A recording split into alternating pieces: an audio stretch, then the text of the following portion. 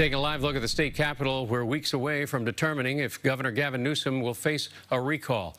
New at 6, KPIX 5's Wilson Walker reports the Republican campaigning to replace him is using closed Bay Area schools to make his pitch. Public schools should be open. Not just here in San Francisco, but across our great state. That's my very clear message. Former San Diego Mayor Kevin Faulconer brought his campaign for governor to San Francisco's Abraham Lincoln High School today, a nod to the storm surrounding the school's renaming. But he spoke mostly about school reopening. Direct failure of the governor's office not to get our public schools open in California.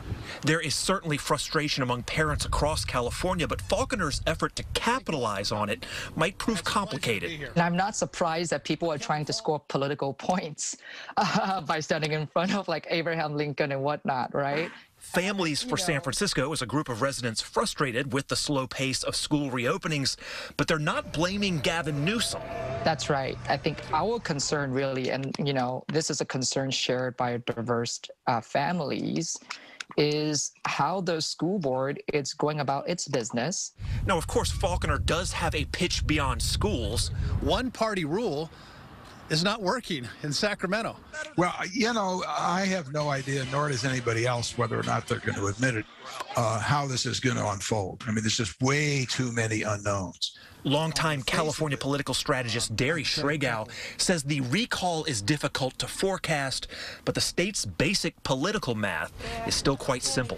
When you look at voter registration and voter behavior in California, the odds of electing a Republican governor are very low. They just are statistically. That's not an opinion. That's a fact. Let's talk numbers. 4.7 million people voted against Governor Newsom last time, so 4.7 versus the 1.5 million signatures.